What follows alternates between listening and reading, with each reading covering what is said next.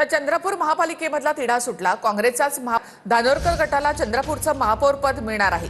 चंद्रपूरमध्ये काँग्रेसच्या गटनेतेपदी राजेश अडूर यांची निवड करण्यात आली, तर उपमहापौरपदी वडेट्टीवार समर्थक वसंत देशमुख यांनी अर्ज भरला आहे।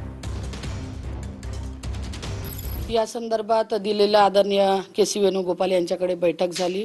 महापौर हा माझ्या गटाचा राहील, उपमहापौर हा वडेट्टीवारांच्या गटाचा राहील आणि 2.5 वर्षानंतर त्यांचा महापौर होईल आणि माझा उपमहापौर राहील हे त्या ठिकाणी निश्चित झालं होतं आणि त्या दृष्टिकोनातून आज फॉर्म भरण्याची तारीख होती।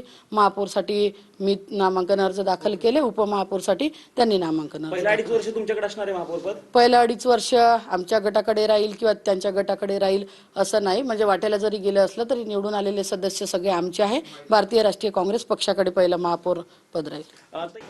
27 नगरसेवक त्या ठिकाणी आता काँग्रेसचा गट तयार करण्यासाठी एकत्र येतील, उपस्थित राहतील आणि गट निर्माण करतील असा निर्णय हायकमांडने घेतलेला आहे। त्यामुळे आता कुठलीही काही वादाची किंवा संभ्रमाची परिस्थिती शिल्लक राहिलेली नाही असं माझं मत आहे।